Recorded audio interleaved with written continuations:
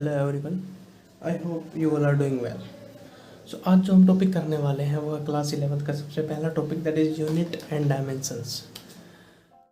So this is the very simple definition of physics. Understanding of nature is physics.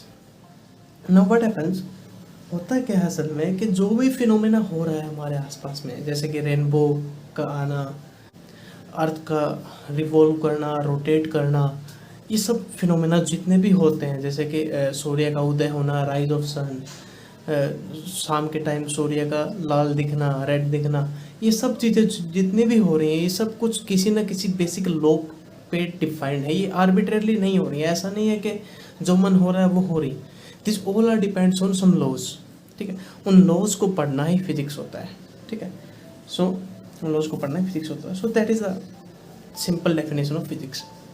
Now अब इससे थोड़ा सा आगे चलते हैं। Then we must have to talk about mathematics. जैसे हमने फिजिक्स के बारे में बात किया, वैसे हमें मैथमेटिक्स के बारे में बात करनी पड़ेगी। क्यों करनी पड़ेगी? उसका रीज़न ये है कि मैथमेटिक्स जो है वो फिजिक्स की लैंग्वेज है। वो फिजिक्स की लैंग्वेज है। मतलब क्या हुआ इसका, फिजिक्स की लैंग्वेज है? इसका मतलब ये हुआ जैसे कि मैं अभी जो अपनी बातें हैं वो मैं आपको बता रहा हूँ किसके ज़रिए, हिंदी लैंग्वेज के ज़रिए, है ना। तो हिंदी मेरी लैंग्वेज हुई अभी, ठीक है। लेकिन अब ऐसे ही जो फिजिक्स की जो लैंग्वेज है वो है मैथमेटिक्स। जो अपने जो वो कहना चाहती है उसको एक्सप्रेस करने का तरीका। अब इसका मतलब ये तो नहीं है कि अगर मुझे हिंदी नहीं आती होती तो मैं अपनी बातें कह ही ना पाता, है ना। ऐसा तो नहीं होता कि जो इंसान बोल नहीं सकता वो अपनी बातें बता नहीं सकता, ऐसा तो कभी नहीं होता। सो इट मीन्स मैथमेटिक्स एक लैंग्वेज है फिजिक्स की, बट इट डजेंट मीन कि mathematics doesn't exist without mathematics, है ना। सो मैथमेटिक्स जो है एक लैंग्वेज है। और ये लैंग्वेज क्यों कहते हैं? क्योंकि देखो अभी मैं अपनी बातों को बहुत आसानी से आप तक पहुंचा पा रहा हूँ इस हिंदी के ज़रिए। अगर यही मैं किसी और रशियन लैंग्वेज में या किसी और में बात करता, मैं चाइनीज़ भाषा में अगर मैं बात करता, then it will be very difficult for me to tell you, है ना। तो ऐसे ही अगर मैं किसी और लैंग्वेज में बात करूँगा फिजिक्स की, then it will make it complicated, है ना। वो इसे थोड़ा सा कॉम्प्लिकेटेड कर देगी। जैसे कि अगर मैं बात करता हूँ, एक लॉ होता है, सबसे पहले लिख लेते हैं। मैथमेटिक्स क्या है? लैंग्वेज ऑफ फिजिक्स, ठीक है। अब जैसे कि मैं बात करता हूँ, एक लॉ होता है, लॉ ऑफ ग्रेविटेशन, है ना। लॉ ऑफ ग्रेविटेशन, इसका एक अलग से चैप्टर आएगा आगे, तब पढ़ेंगे, लेकिन फिर भी एक एग्जांपल के लिए मैं आपको ये बता रहा हूँ। एक लॉ होता है law of gravitation. Law of gravitation क्या कहता है, अगर मैं उसकी डेफिनेशन बोलूँ आप लोगों को, वो ये कहता है कि कोई भी दो बॉडीज जिनका मास है, जिनका नॉन जीरो मास है, कोई भी दो बॉडीज हैं, लाइक से this one is m1 and this one से m2, कोई भी दो बॉडीज हैं, वो एक दूसरे को हमेशा अट्रैक्ट करेंगे बाय ए फोर्स। किस फोर्स के जरिए? ये जिनके पास मास होना चाहिए, मास नॉन जीरो नहीं होना चाहिए, मास हमेशा नॉन जीरो होना चाहिए। तो एक दूसरे को अट्रैक्ट करेंगे। अगर मैं कहूँ इनके बीच की डिस्टेंस r है, तो ये एक दूसरे को हमेशा अट्रैक्ट करेंगे किस फोर्स से? वो फोर्स जो है इनकी मासेस की प्रोडक्ट के प्रोपोर्शनल होगा, ठीक है। मैं साथ साथ में इसकी मैथमेटिक्स वर्जन भी लिख रहा हूँ। वो फोर्स क्या होगा? फोर्स जो प्रोपोर्शनल होगा इनकी मासेस की प्रोडक्ट के m1 m2, ठीक है। और इन्वर्सली प्रोपोर्शनल होगा जो डिस्टेंस उनके बीच में, उनके स्क्वायर के। अब देखो मैंने जो बात बोली हिंदी में या इंग्लिश में वो काफ़ी लंबी थी। अगर मैं उसको किसी लाइन के अंदर लिखता तो शायद वो 2 या 3 लाइनें ले लेती, लेकिन अगर मैंने उसको मैथमेटिक्स में लिखा, that comes in this kind only this type of portion, है ना। इतने से पोर्शन में ये आ गया ये। सो इसलिए मैं कह रहा था कि मैथमेटिक्स के अंदर अगर हम फिजिक्स की बात करते हैं, then it will be very simple, it will be very simple ना। इसको बहुत सिंपली तरीके से हम लोग लिख सकते थे मैथमेटिक्स में। लेकिन अगर मैं दूसरे किसी लैंग्वेज में लिखता, देन इट टेक्स 2 और मोर लाइन्स। तो बस इसीलिए हम लोग मैथमेटिक्स को लैंग्वेज ऑफ फिजिक्स कहते हैं, क्योंकि इसमें बहुत हम आसानी से अपनी बात को बता सकते हैं। क्योंकि देखो यहाँ से हर चीज़ पता चल रही है कि फोर्स जो होगा वो इसके इन्वर्सली प्रोपोर्शनल होगा और आर के स्क्वायर के होगा, और यहाँ पर m1 m2 आएगा और इनके प्रोडक्ट के प्रोपोर्शनल होगा, ठीक है। तो ये था हमारा। अब हम चलते हैं आगे, जो हमारा मेन चीज़ है उस पर, उसके ऊपर आगे चलते हैं। अब हमने इसका इंट्रोडक्शन कर लिया है। Now come at units. Units क्या होती है?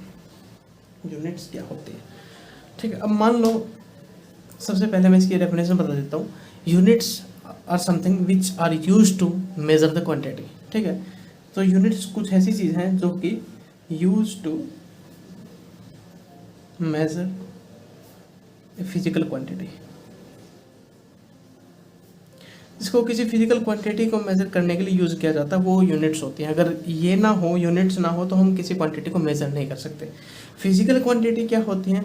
फिजिकल क्वांटिटी वो क्वांटिटी होती है जिनको हम लोग मेज़र कर सकते हैं, जैसे कि लेंथ, वेलोसिटी, एक्सेलरेशन, जिनको हम लोग मेज़र कर सकते हैं। That is simply the physical quantities. Force हो गया जैसे, है ना, बहुत बहुत सारी चीज़ें होती हैं, तो जिनको हम लोग मेज़र कर सकते हैं वो होती है फिजिकल क्वांटिटीज़। तो किसी भी फिजिकल क्वांटिटीज़ को मेज़र करने के लिए हमें यूनिट्स की ज़रूरत पड़ती है। अब एग्जांपल के तौर पे अगर हम बात करें, एग्जांपल के तौर पे अगर मैं बात करूँ, मैं कहता हूँ इस पेन की लेंथ बताओ, ठीक है। अब एक तरीका आपके पास होता है कि आप स्केल लेकर के इसकी लेंथ मापने लग जाओ, लेकिन आपको यूनिट्स नहीं पता है। यूनिट्स कौन सी होती है? जैसे कि मीटर हो जाएगी उसमें, अगर आप स्केल से मापोगे तो आप कहोगे कि 15 सेंटीमीटर का स्केल है, लेकिन सेंटीमीटर यहाँ पे यूनिट है, तो वो हमारे पास अभी है ही नहीं, ये मान लो। तो मतलब ये मान लो कि अभी तक आपके पास स्केल है ही नहीं, स्केल आपको मिला ही नहीं है, ठीक है। हम इतने पुराने ज़माने की बातें कर रहे हैं कि जब स्केल भी नहीं था, ठीक है। तो अब मान लीजिए कि ये है, अगर मैं इसकी लेंथ बताऊँ तो मैं इसकी लेंथ नहीं बता सकता हूँ। मैं क्या कहूँगा, सिंपली मैं हर जगह पे इसको ऐसे ऐसे उठा करके फिरूंगा नहीं कि इतनी लेंथ है, इतनी लेंथ है। तो अब इसका एक तरीका क्या हो सकता है कि मैं कोई और ऐसी ऐसी मान लो एक और है मेरे पास लेंथ। अब मैं ये करता हूँ, मैं इसको मापता हूँ 1 2 दैट इज़ 3। मैं ये कहूँगा कि इसकी लेंथ जो वो 3 टाइम्स ही है, लेकिन अभी भी मैंने क्लियर कट इसकी लेंथ नहीं बताई है। मैंने ये बता दिया कि 3 टाइम्स ऑफ दिस कैप, लेकिन अब मुझे इसकी लेंथ भी चाहिए, तभी मैं एग्जैक्ट बता पाऊंगा। तो अब मुझे क्या करना चाहिए? ऐसे के लिए मैं क्या कर सकता हूँ कि मैं इसकी लेंथ को फिक्स कर देता हूँ कुछ भी। मैं कह देता हूँ कि ये जो है ये मेरे लिए यूनिट लेंथ है, ये मेरे लिए यूनिट लेंथ है। और अब मैं इसको मापता हूँ तो ये 3 टाइम्स आएगा, तो मैं कहूँगा कि इसकी लेंथ जो वो 3 यूनिट्स लेंथ है ना। इसकी लेंथ ऑफ पेन क्या हुई?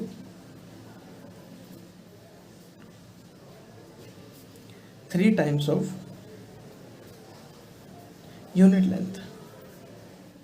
और यूनिट लेंथ क्या थी? हमने इस कैप को मान लिया था यूनिट लेंथ, ठीक है।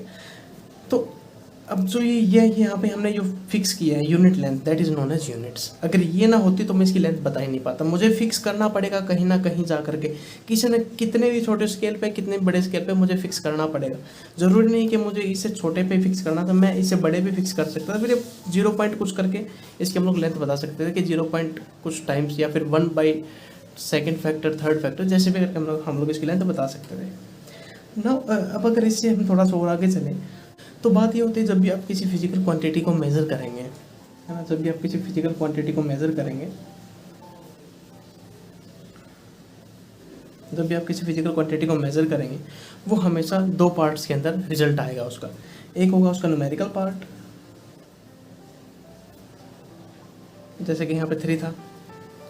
न्यूमेरिकल का मतलब ये नहीं कि सिर्फ इंटीजर होगा, वो नॉन इंटीजर भी हो सकता है, आई मीन 0 पॉइंट कुछ भी हो सकता है। हाँ, नेगेटिव नहीं होगा, that I can sure. Direction बताने के लिए नेगेटिव यूज़ हो सकता है, लेकिन मैग्नीट्यूड बताने के लिए कभी भी नेगेटिव यूज़ नहीं होगा। डायरेक्शन और मैग्नीट्यूड जो मैंने 2 वर्ड यूज़ किए हैं, ये हालांकि बहुत ही कॉमन वर्ड हैं, आपको समझ में आ गए होंगे वैसे तो, लेकिन फिर भी इसका जो नेक्स्ट चैप्टर है जो वो वेक्टर्स ही है जो हम लोग करने वाले। सो उसमें आपको डायरेक्शंस की और अच्छे से समझ हो जाएगी। न्यूमेरिकल पार्ट इनटू में यूनिट, यहाँ पे यूनिट, जैसे कि अगर मैं कहता हूँ मैंने किसी की लेंथ देखी वो 5 मीटर आई मान लो, तो 5 मीटर के अंदर 5 वो हमारा न्यूमेरिकल पार्ट, मीटर हुई यूनिट, है ना। तो ऐसे ही हम लोग किसी भी क्वांटिटी को मेजर करेंगे तो उसके अंदर 2 पार्ट आएंगे, एक न्यूमेरिकल, एक यूनिट। अब देखो, अब हम लोग आगे चलते हैं कि मान लीजिए मैंने इस कैप की लेंथ मान ली मेरी 1 यूनिट, ठीक है। ये इंडिया के अंदर स्टैंडर्ड कर दिया मान लो मैंने, ठीक है। उसके बाद जो अमेरिका ने मान लीजिए इसको यूनिट लेंथ मान लिया, ठीक है। और उसके बाद जो है रसिया ने मान लीजिए इसको यूनिट लेंथ मान लिया। तो अब क्या होगा, मैं जो लेंथ डिफाइन करूँगा उसको ये नहीं समझ पाएंगे, क्योंकि इनके लिए लेंथ ये है। अब जो ये लेंथ डिफाइन करेंगे उसको हम दोनों नहीं समझ पाएंगे, और जो ये लेंथ डिफाइन करेगा उसको हम दोनों नहीं। मतलब कहने का मतलब ये है कि जो यूनिट लेंथ है वो पूरे के पूरे वर्ल्ड के अंदर सेम होनी चाहिए, तभी हम लोग समझ पाएंगे। नहीं तो क्या होगा, अब अगर मान लीजिए मैं कुछ बात कर रहा हूँ इंडिया से, मैं इस यूनिट लेंथ को लेकर के, तो वो कुछ और यूनिट लेंथ मानेंगे, वो और कुछ यूनिट लेंथ मानेंगे। तो इससे क्या होगा, डिफिकल्टीज होंगी हर किसी के अंदर, कि वो समझ ही नहीं पाएंगे कि ये क्या बता रहा है। सो दैट्स वाई एक यूनिट लेंथ जो हमने फिक्स की है, अब ऐसा नहीं हो सकता कि मैं अपनी तरफ से कुछ भी यूनिट लेंथ मान लूँगा, इस कैप को मैं मान करके बैठ गया और मैं बातें कर रहा हूँ, तो ऐसा नहीं होगा। तो इसके लिए हमें पूरे इंटरनेशनली हमें कुछ यूनिट लेंथ स्टैंडर्ड करनी पड़ेंगे कि देखो ये है यूनिट लेंथ। सो यूनिट्स जो है वो 2 टाइप्स की होती हैं। Units are of two types. One is fundamental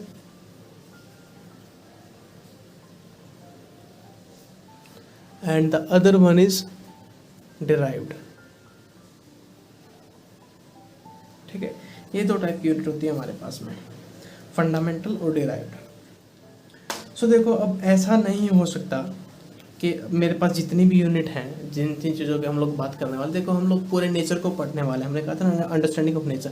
अब नेचर को हम लोग किसी एक क्वांटिटी से नहीं पढ़ सकते। हमें पता नहीं कितनी हज़ारों लाखों करोड़ों यूनिट फिजिकल क्वांटिटीज़ हमें मिलेंगी, ठीक है। तो अब उन सब की बैठ करके यूनिट डिफाइन करना और फिर उनको याद रखना, that is very hectic thing.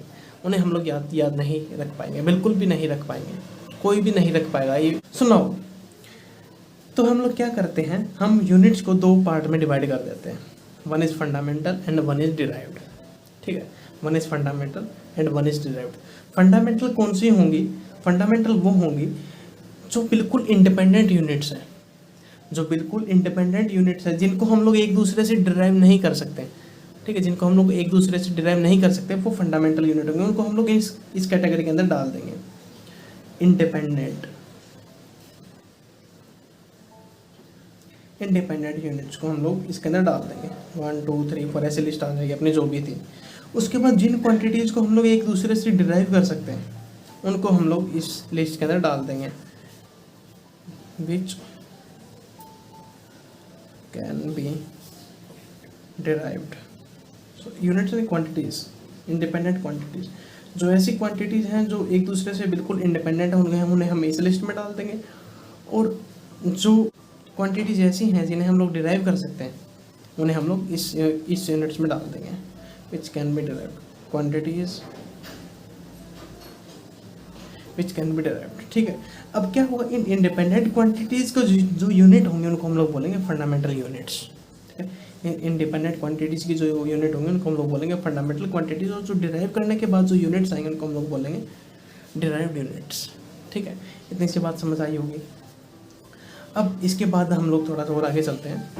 तो वो क्या है कि अब जब मैंने क्या किया, मैंने ऐसी यूनिट्स चूज़ कर ली जो बिल्कुल इंडिपेंडेंट हैं, जो एक दूसरे पे डिपेंड नहीं करती हैं, ठीक है, जो एक दूसरे पे डिपेंड नहीं करती। मैंने ऐसी यूनिट्स को डिफाइन कर लिया और मैं एक नतीजे पर पहुंचा कि ऐसी यूनिट सिर्फ 7 ही हैं, ज़्यादा नहीं है, 7 ही हैं फंडामेंटल यूनिट्स, ठीक है। ऐसी यूनिट कितनी है? सिर्फ 7 ही यूनिट है, ऐसी 7 से ज़्यादा नहीं है। 2 और यूनिट है जिन्हें हम लोग बोलते हैं सप्लीमेंट्री यूनिट्स, ठीक। सो फंडामेंटल यूनिट्स वो सिर्फ 7 ही होते हैं। तो अब हम लोग क्या करेंगे, इन 7 यूनिट्स को इंटरनेशनली फिक्स कर देंगे। इन 7 क्वांटिटीज़ की यूनिट्स को हम लोग इंटरनेशनली डिफाइन कर देंगे। सो वो 7 यूनिट कौन सी हैं? सबसे पहली लेंथ है, ठीक है। उसके बाद लेंथ, मास, टाइम, करंट, टेम्परेचर। ये टेम्परेचर वो है जो हम लोग थर्मोडायनेमिक में यूज़ करने वाले हैं। टेम्परेचर, लेंथ कितनी हो गई? 2 4 5, luminous intensity, and the last one is amount of substance.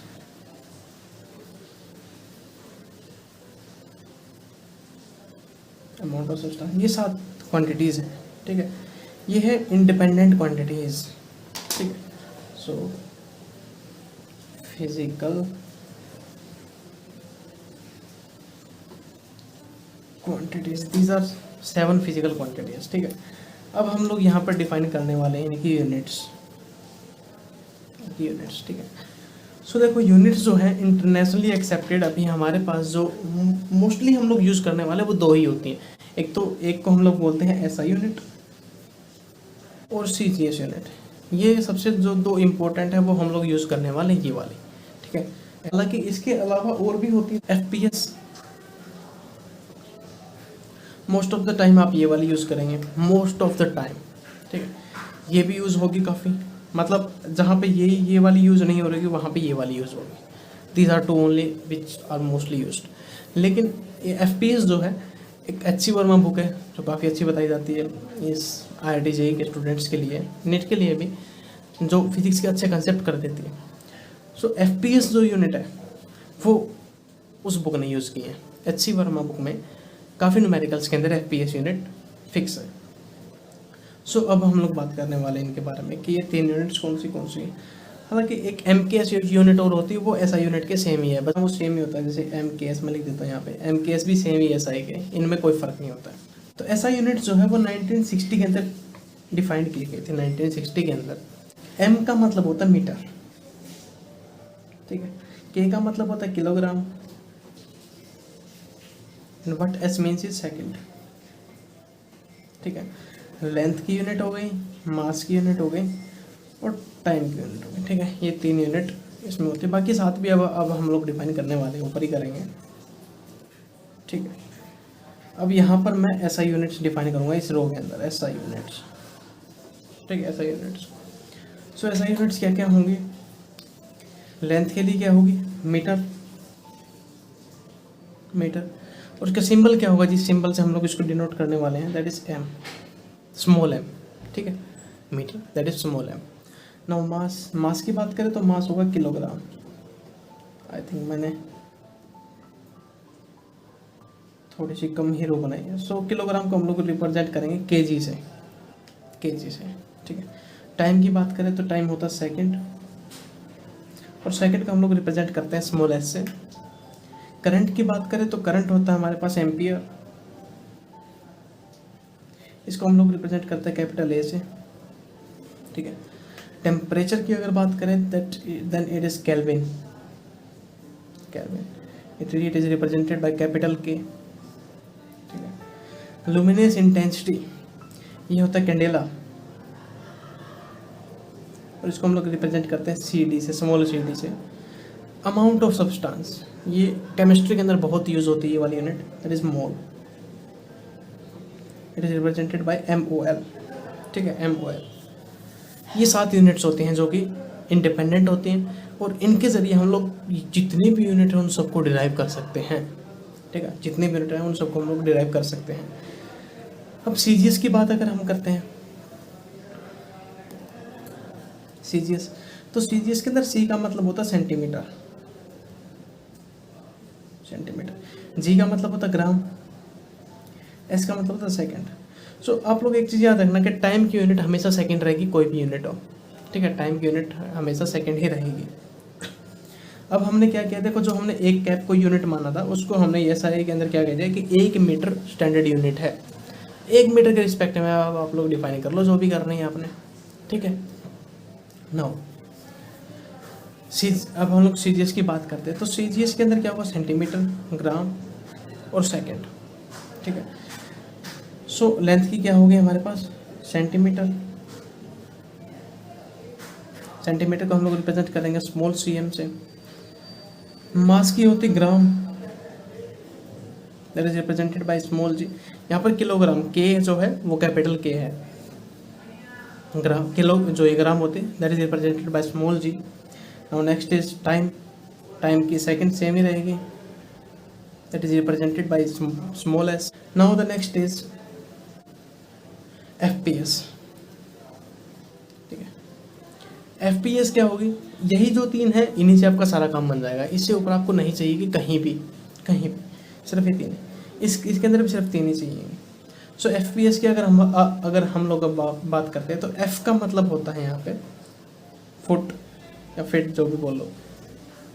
P का मतलब होता है पाउंड, सॉरी एरो मैंने गलत लगा दिया। F का मतलब फुट, P का मतलब पाउंड, और S का मतलब सेम सेकंड, ठीक है, S का मतलब सेम सेकंड। सो लेंथ के लिए हम लोग यूज़ करने वाले फुट, ठीक है।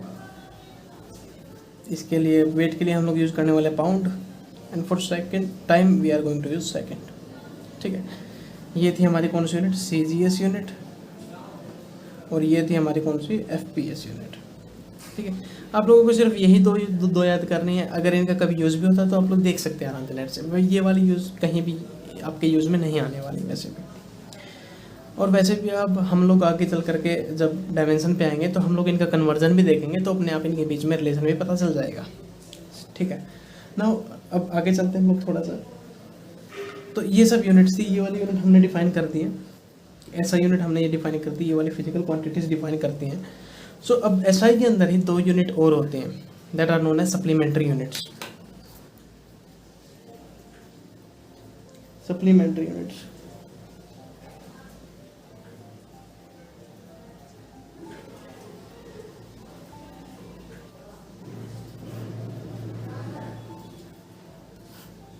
सप्लीमेंट्री यूनिट्स तो ये क्या होती हैं? तो सबसे पहले मैं इधर फिजिकल क्वांटिटीज ही लिखूंगा। तो सबसे पहली होती है हमारे पास plane angle, the second one is solid angle. Solid angle, ठीक है, ये क्वांटिटीज होती हैं।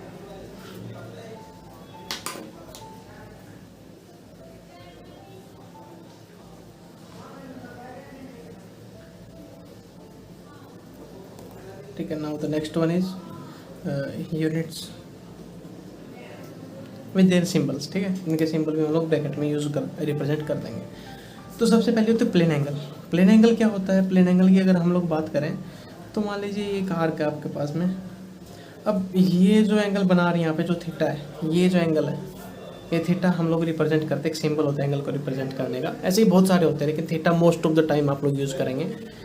सो थीटा जो होता है ये यहाँ पे ये प्लेन एंगल है, तो इसकी यूनिट होती है radian and we represented by RAD, small RAD। ठीक है, अब बात करते हैं सॉलिड एंगल, बात करते हैं हम लोग सॉलिड एंगल की। सो मान लीजिए आपके पास एक स्फीयर है, ठीक है, एक स्फीयर आपके पास में, ये मैंने होलो स्फीयर बनाया है। ठीक है, एक होलो स्फीयर है। ठीक है, शायद कुछ लग रहा होगा स्फीयर स्फीयर सा, थोड़ा सा होलो स्फीयर जैसा एक स्फीयर आपके पास में।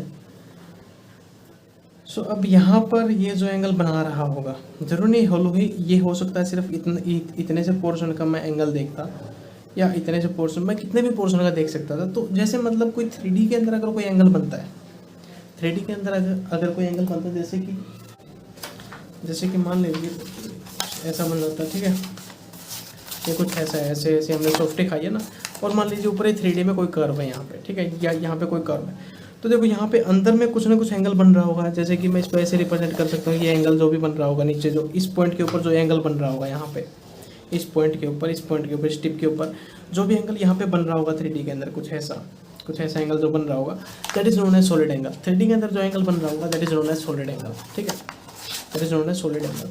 सो उसकी जो यूनिट होती है सॉलिड एंगल की, जो यूनिट होती है उसको हम बोलते हैं steradian, STERADIAN, and this is represented by SR, capital SR। ठीक है, so these are the quantities. सिर्फ यही यूनिट है जो आपको याद करनी है, ये 7 यूनिट और ये 2 यूनिट, ये आपको सिर्फ 3 यूनिट याद करनी और कुछ नहीं।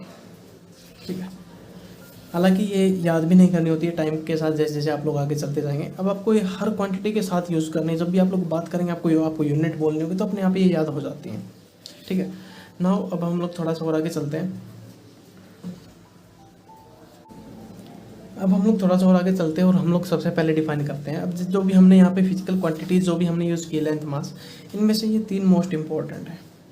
ठीक है, तो हम लोग इनको डिफाइन करने वाले, क्योंकि आगे जो भी क्वांटिटीज़ हैं ये आप लोग आगे आने वाले चैप्टर्स में पढ़ेंगे, लेकिन these are the basic one which we need to define here. ठीक है, सो सबसे पहले हम लोग लेंथ की बात करते हैं। लेंथ क्या होती है? ठीक है, किन्हीं भी 2 पॉइंट के बीच की सेपरेशन को जो भी चीज़ बताती है, दैट इज लेंथ। ठीक है, that is length. So the separation, spelling अगर कहीं गलत हो तो देख लेना। The separation between 2 points is a measure of length. ठीक है, अगर आपके मान लीजिए कोई बंदा है, ठीक है, बाल भी हैं, कान भी हैं, अब और आगे मैं नहीं बोलने वाला, क्या पता क्या क्या बुलवा दोगे ऐसे तो। ठीक है, ये कोई, अरे हाथ तो रह ही गए, ठीक है, ये कोई बंदा है अपने पास में, तो जो इसके सबसे नीचे वाला जो पॉइंट है, इसके पैर पे सबसे नीचे वाला जो पॉइंट है और इसके सबसे ऊपर वाला जो पॉइंट है, अगर मैं इन दो पॉइंट के बीच की अगर लेंथ देखता हूँ, that will be height of that person, है ना, ये भी एक लेंथ ही है ना, तो उसकी हाइट हो जाएगी। तो अगर कोई सिलेंडर है हमारे पास में, अगर इसके अपोजिट फेसिस के ऊपर अगर मैं कोई 2 पॉइंट मान लेता हूँ और मैं इसके बीच की सेपरेशन देखता हूँ, that will be length of that cylinder,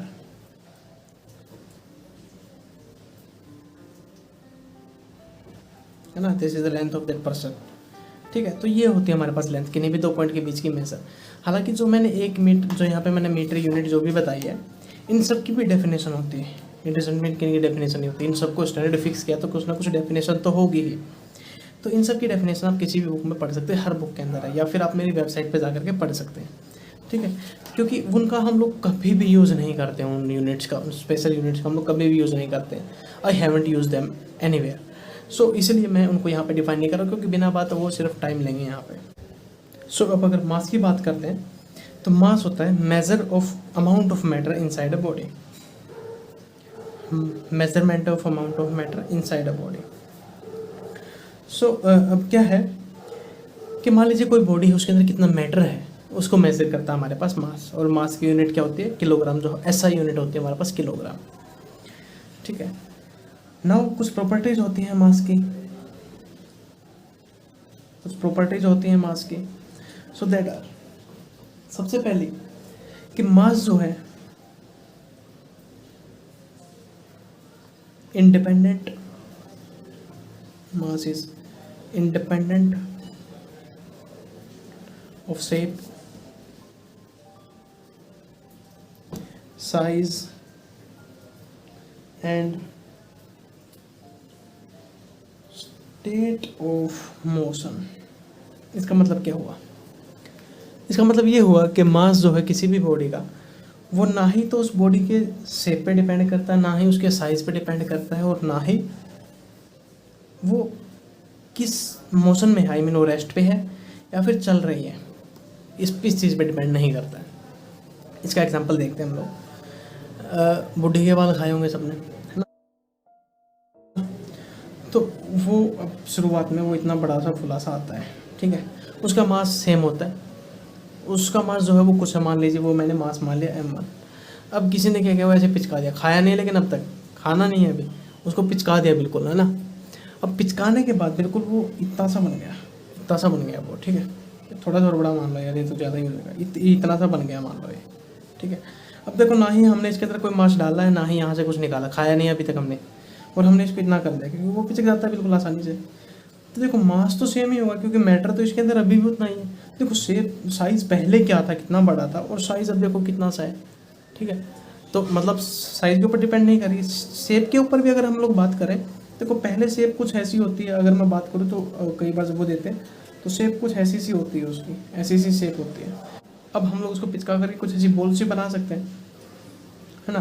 तो अब ये बॉल जो बन जाते हैं, देखो यहाँ पे शेप क्या थी, यहाँ पे शेप कुछ ऐसी थी, और यहाँ पे शेप है स्फेरिकल्स की, तो बस शेप पे भी डिपेंड नहीं करता, क्योंकि मास तो वही है अभी भी। अब स्टेट ऑफ मोशन की बात करते हैं, स्टेट ऑफ मोशन की बात करते हैं। आप लोग एक काम करना, ये देखो, ये मैं ऐसे नहीं बताऊँगा, ये आप लोग खुद ही परफॉर्म करना पड़ेगा कभी, या फिर आप लोग अभी इमेजिन करना कि ऐसा होगा या नहीं होगा। एक वेइंग मशीन लेना, ठीक है, उसके ऊपर अपना वेट मापना, अपने घर पे, अपने घर पे उस पर अपना वेट मापना। तो आपको मान लीजिए कुछ मिलेगा, कितना के आपका वेट मान लो मिलेगा 50 kg, ठीक है।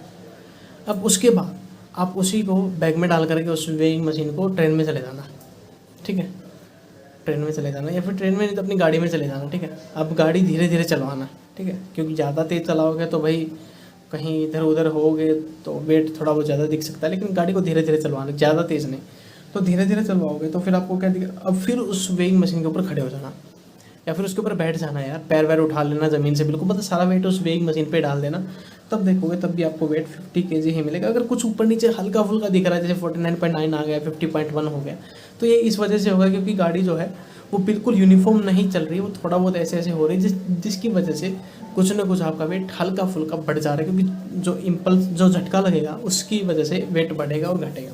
तो वो हो सकता है थोड़ा बहुत, वरना 50 kg ही आएगा।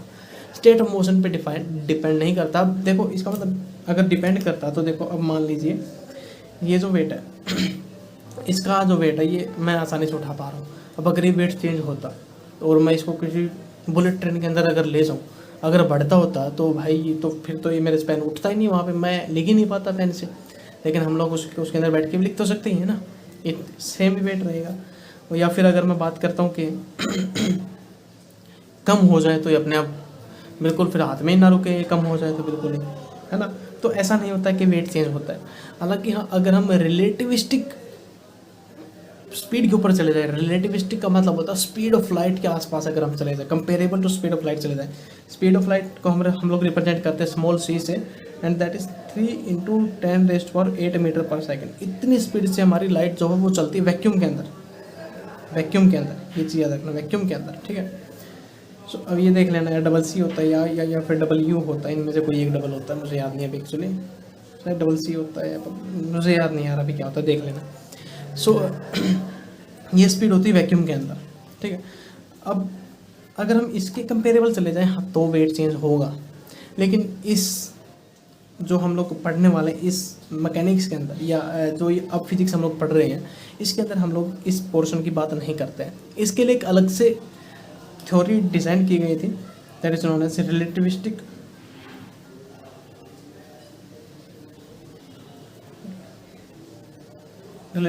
थ्योरी, ठीक है। उसके अंदर बात होती है इसकी, यहाँ पे कोई बात नहीं होती है, ठीक है। तो हमारा मास मतलब वेट, मास हमारा चेंज नहीं होता है। वेट चेंज नहीं हुआ तो मास भी चेंज नहीं हुआ, क्योंकि अब वेट और मास जो है वो प्रोपोर्शनल होते हैं एक प्लेनेट के ऊपर, है ना, वो बिल्कुल प्रोपोर्शनल होते हैं एक प्लेनेट के ऊपर।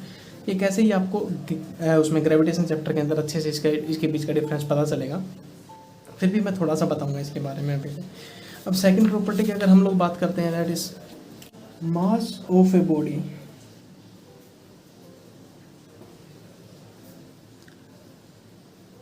does not change due to presence of another body,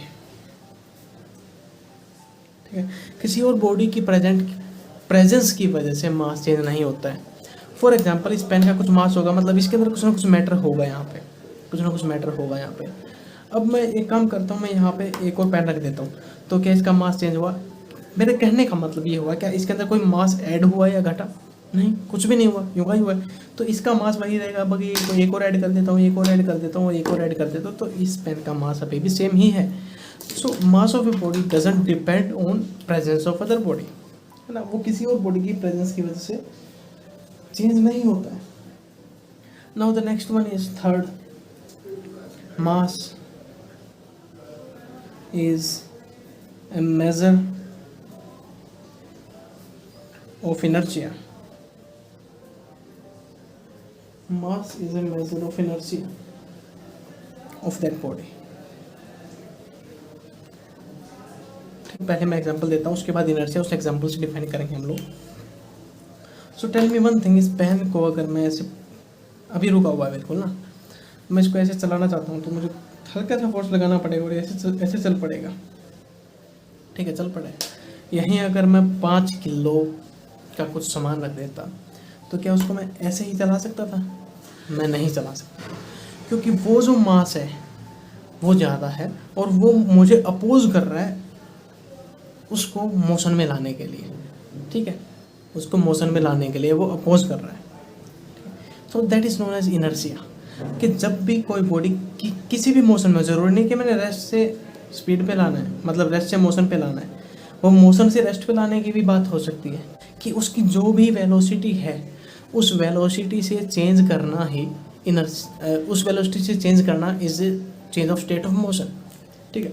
अब मान लीजिए उसकी कोई भी वेलोसिटी है, v = v है, मान लीजिए v मीटर पर सेकेंड वेलोसिटी उसकी कोई भी इनिशियल वेलोसिटी v मीटर पर सेकेंड है।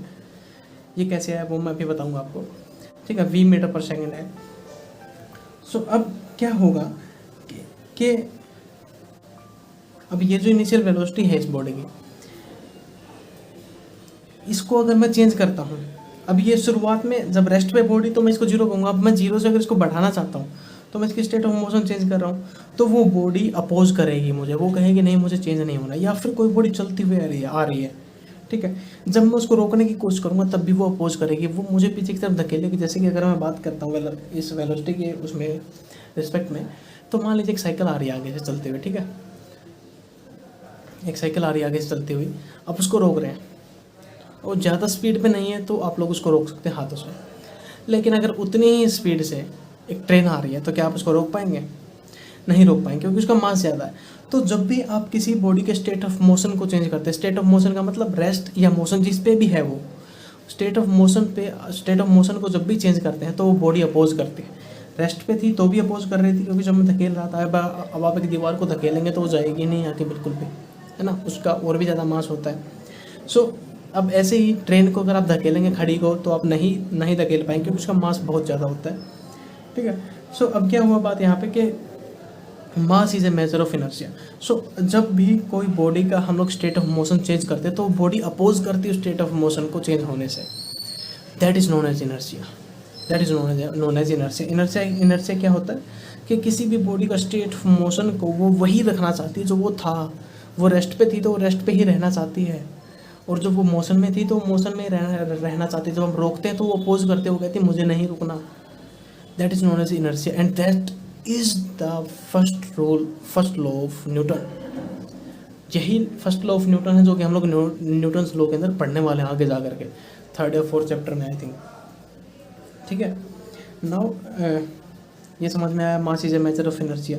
जितना ज़्यादा मास होगा वो उतना ही ज़्यादा अपोज करेगी उसके स्टेट ऑफ मोशन को चेंज होने के लिए, ठीक है। Now the last point is that is very important, mass of a body can never be zero. शून्य, कभी भी किसी बॉडी का मास जीरो नहीं हो सकता है, ठीक है। इसका मतलब क्या हुआ कि हर बॉडी के अंदर कुछ ना कुछ मैटर जरूर होगा, कुछ ना कुछ मैटर जरूर होगा। हमने क्या कहा था, मास क्या है? Amount of matter present in the body, and we are saying that mass can never be zero. इसका मतलब amount of matter present in a body can never be zero. Mass हमेशा होगा, मैटर हमेशा होगा उस body के अंदर। अब हम लोग बात करने वाले हैं डिराइव्ड यूनिट की। सो डिराइव्ड यूनिट क्या होती है, जिनको हम लोग फंडामेंटल से डिराइव कर सकते हैं। डिराइव्ड यूनिट्स, ठीक है। सो अब मान लीजिए मैं बात कर रहा हूँ स्पीड की, ठीक है। अब स्पीड की यूनिट क्या होगी, मुझे स्पीड की यूनिट निकालनी है। तो स्पीड का फॉर्मूला क्या था, आई मीन स्पीड हम लोग कैसे कैलकुलेट करते हैं? स्पीड होती है distance divided by time, distance travelled by a body in time T, जो भी टाइम हम लोग डिफाइन करने वाले हो। So distance is actually length, है ना, यहाँ से यहाँ तक की कितनी डिस्टेंस है, that is the length between these two points, separation between these two points. So distance एक टाइप से लेंथ ही है, divided by time. What is time? Time तो सबको ही पता है, ड्यूरेशन। अरे हाँ, टाइम नहीं डिफाइन किया हमने ना, अभी टाइम रह गया डिफाइन करना। So I will define it after this. So length की यूनिट क्या थी हमारे पास? मीटर। ऐसा यूनिट के अंदर हम लोग बात कर रहे हैं। और टाइम की यूनिट क्या थी हमारे पास? सेकंड, ठीक है। तो इसकी यूनिट क्या हुई? मीटर पर सेकंड ना। तो ये यूनिट हुई स्पीड की। अब हम लोग मीटर को m से रिप्रेजेंट करते हैं, सेकंड को s से रिप्रेजेंट करते हैं। ये डिवाइडेड बाय का सिंबल होता है, दैट इज डिवाइडेड बाय। या फिर हम लोग इसको लिख सकते हैं ms-1। जब भी कोई चीज़ नीचे से ऊपर आती है या फिर ऊपर से नीचे जाती है तो उसके जो पावर होती है उसके आगे एक नेगेटिव साइन आ जाता है हमेशा, ठीक है। तो मीटर पर सेकंड बोला जाएगा ये। तो the unit of speed is metre per second in ऐसा यूनिट के अंदर हाँ हम लोग बात कर रहे हैं। अब यही बात अगर हम लोग CGS के अंदर बात करते तो मीटर जो मतलब लेंथ की यूनिट होती है उसको हम लोग बोलते हैं सेंटीमीटर, है ना, CGS के अंदर। और टाइम की सेम ही रहती है, तो centimetre second inverse that will be in CGS, ठीक है ना। अब हम लोग अगर एक और एग्जांपल देखते हैं, दैट इज फोर्स यूनिट बताओ, ठीक है। फोर्स की वैसे की जो यूनिट होती है, सो हम लोग फोर्स को कैसे कैलकुलेट करते हैं? Force is equal to mass into acceleration, mass into acceleration. ठीक है, ये फॉर्मूला आपको न्यूटन सेकंड लॉ में मिलेगा। अभी सिर्फ इसको देख लो कि ये फॉर्मूला होता है। ठीक है, ये थर्ड या फोर्थ चैप्टर में हम लोग देखने वाले हैं, जहाँ पे हम लोग न्यूटन फर्स्ट लॉ देखेंगे, वहीं पे नेक्स्ट लॉ जो है ये है। Now the next is acceleration. क्या होता है, इसके बाद हमें एक्सेलरेशन चाहिएगा। सो एक्सेलरेशन इज, जैसे यहाँ पे डिस्टेंस अपॉन टाइम था, वैसे ही यहाँ पे वेलोसिटी अपॉन टाइम होता है। वेलोसिटी और स्पीड की यूनिट जो है वो सेम होती है, सिर्फ वेलोसिटी क्या होती है, यहाँ पे डिस्टेंस की जगह पे डिस्प्लेसमेंट आ जाता है। अब डिस्प्लेसमेंट क्या होती है, देखो अब मान लीजिए यहाँ से कोई बॉडी यहाँ तक गई है, सो वो ऐसे ऐसे करके ऐसे ऐसे गई है मान लो। ठीक है, तो ये हुई इसकी डिस्टेंस, उसने कितना टोटल डिस्टेंस ट्रेवल किया। मैं कहूँ 5 हो गया, ये 2 हो गया, ये 3 हो गया, ये 4 हो गया, ये 2 हो गया, ये 1 हो गया, ये 1 हो गया, ये 1 हो गया। तो यहाँ से यहाँ तक इसने कितनी डिस्टेंस ट्रेवल, और ये सब मीटर के अंदर है। तो 5 + 2 7 + 3 10 + 4 14 + 2 16 + 1 17 18 19, then it is traveled 19 metre, that is the distance. लेकिन अब मैं सिंपल यहाँ से यहाँ तक की लेंथ अगर मेजर कर लो, the linear distance between initial and final point, final और इनिशियल के बीच की अगर दूरी देखता हूँ, दैट विल बी डिस्प्लेसमेंट। ठीक है, ये भी एक प्रकार से लेंथ ही है ना। तो वेलोसिटी की और स्पीड की यूनिट हमेशा सेम ही होती है। सो वेलोसिटी की यूनिट क्या होगी, मीटर पर सेकंड, हमने जो भी देखी थी। फिर हम लोग इसको दूसरे तरीके से देखते हैं, मीटर सेकंड इनवर्स, है ना। अब टाइम की क्या होती है, सेकंड। अब ये एस भी ऊपर जाएगा तो इसके ऊपर भी -1 आ जाएगा, तो क्या हो जाएगा ms - 1 s - 1। अब जब बेस सेम होता है तो पावर ऐड हो जाती है, ms - 1 plus -1, so that is ms - 2 metre per second square बोलेंगे अब हम लोग इसको। ठीक है, क्योंकि ये ऐसा है कुछ मीटर पर सेकंड स्क्वायर। तो एक्सेलरेशन की यूनिट ये हुई। और मास की हमें पता है किलोग्राम होती है। सो मास की अब हम लोग एफ की लिखते हैं तो मास की होती है किलोग्राम केजी, और एक्सेलरेशन की हमने देखी ms - 2, that is the unit of force, that is the unit of force. देखो हमने इस क्वांटिटी को, हमारी बेस यूनिट जो 7 क्वांटिटीज़ थी उनसे हमने इसको डिराइव कर लिया। It means this is derived quantities and this is fundamental quantities as kg, है ना।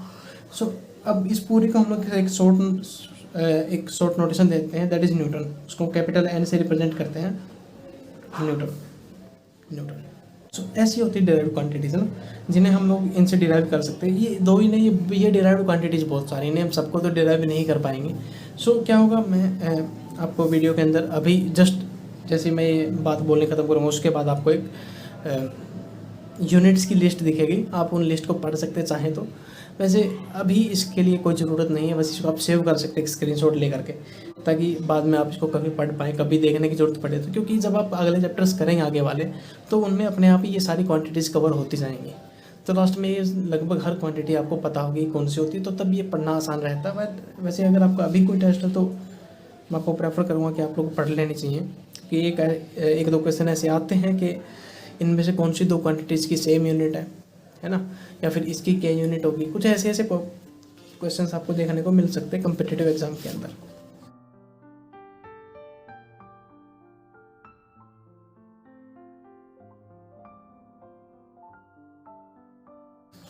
Time,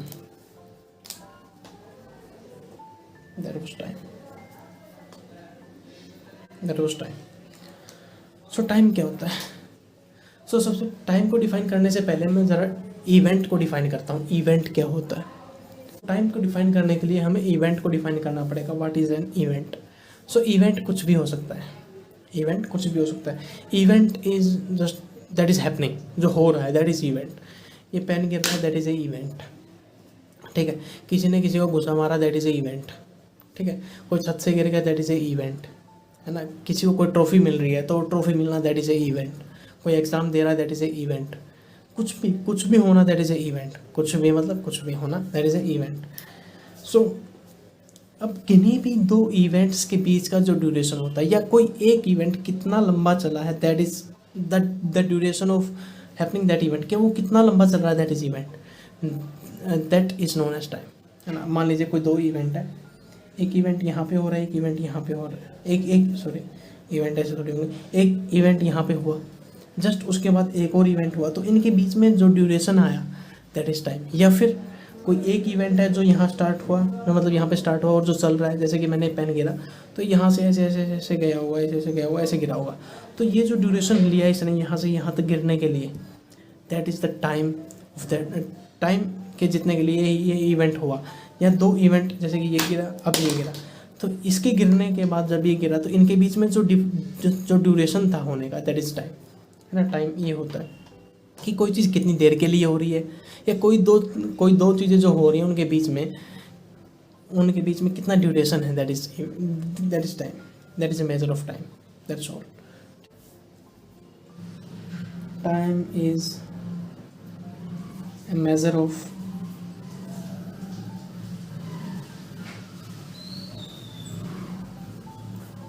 duration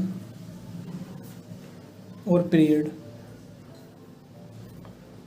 between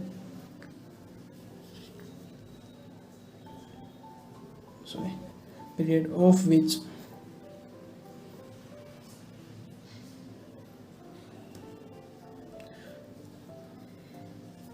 for which some action भी हम लोग बोल सकते हैं कि कोई भी एक्शन होना या फिर इवेंट इज टेकिंग प्लेस।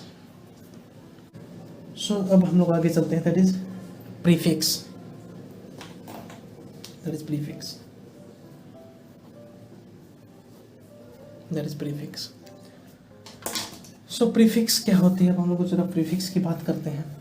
हम लोग सिर्फ ऐसा ही प्रीफिक्स की बात करेंगे जो मतलब ऐसा ही सिस्टम ने डिफाइन कर रखे हैं, ठीक है। और प्रीफिक्स तो सेम ही होती है, हम लोग इसको ऐसा ही प्रीफिक्स बोलते हैं पूरा। सो ऐसा ही प्रीफिक्स क्या होती है, अब देखो हम लोग जो है जब हम लोग नेचर को अंडरस्टैंड करेंगे, जो हमने फिजिक्स की डेफिनेशन दी थी, तो उसके लिए हमें बहुत ही ज़्यादा वेरिएशन वाली क्वांटिटीज़ पढ़ने को मिलेंगी। जैसे कि अगर मैं बात करूँ, mass of an electron is mass of an electron is 9.1 into 10 raised to power minus 31 kilogram, ठीक है। और ऐसे ही अगर मैं मास ऑफ हमारी गैलेक्सी की बात करूं, आवर गैलेक्सी जिसमें हम लोग रह रहे हैं, I think that is Milky Way. अगर हम लोग अपनी गैलेक्सी की बात करते हैं, so that is about 2.2 into 10 raised to the power 41 kg, ठीक है।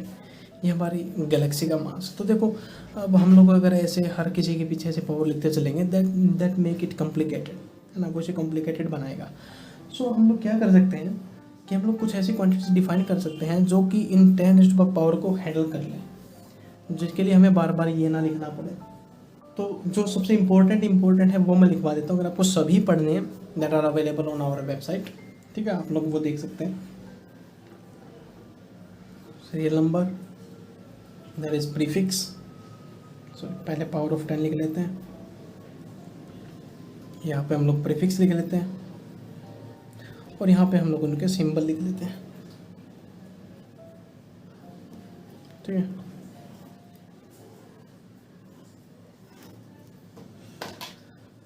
सो सबसे पहले हम लोग जिसके बारे में बात करने वाले हैं, that is 9, 10 raised to the power 9।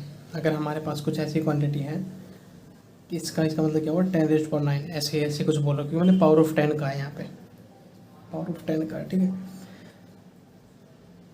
सो अगर हमारे पास पावर ऑफ 10 क्या है, 9 है, तो हम लोग उसको क्या कहेंगे, giga, and that is represent by capital G, ठीक है। सेकेंड वन इज, अगर पावर क्या है, 6 है, मतलब क्या हुआ, 10 raised to the power 6, कुछ ऐसा है, तो हम लोग उसको यूज़ करते हैं mega, that is represented by capital M. 10 raised to power 3 है, then but it will be kilo, and k represented by capital K, it is represented by capital K। And if 10 raised to power minus 1, that is represented by deci, and its symbol is small d। Similarly, if it is 10 raised to power minus 2, then it is written as centi, CENTI, and it is denoted by small c। And if the power is 10 raised to power minus 3, then it is milli, small m। -6 micro mu, इसे हम लोग mu बोलते हैं, mu and it is represented by this kind of symbol. Okay, हम ऐसे हमारा you होता है और इसको अगर इस साइड थोड़ा सा इंक्रीज कर दें that is mu. M U ऐसे प्रोनाउंसिएट हुआ है म्यू. ठीक है. नाउ अगर -9 है power then it is nano small है.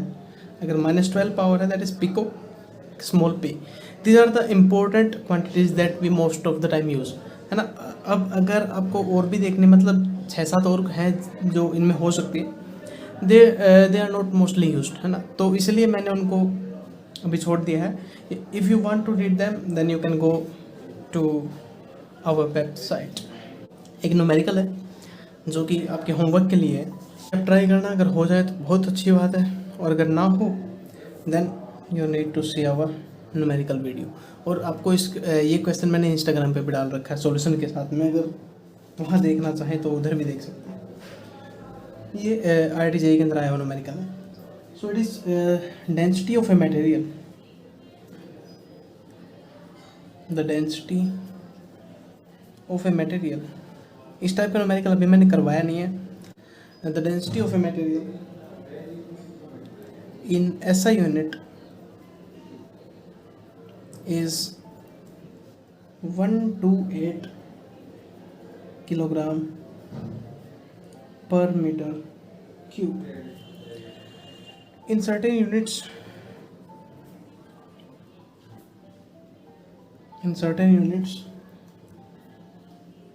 चाहे तो ये इसे आप वेबसाइट पे जो स्टडी मटेरियल डाल रखा है उसके अंदर भी है, ये न्यूमेरिकल है और इसका सॉल्यूशन भी डाल रखा है, but I am not going to show you.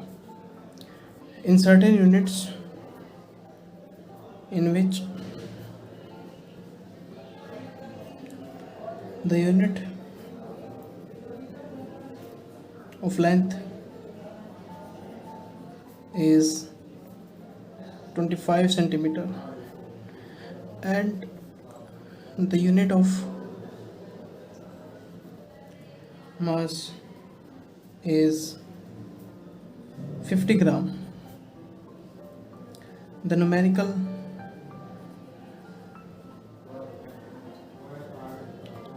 value of density of material in this unit is, ठीक है.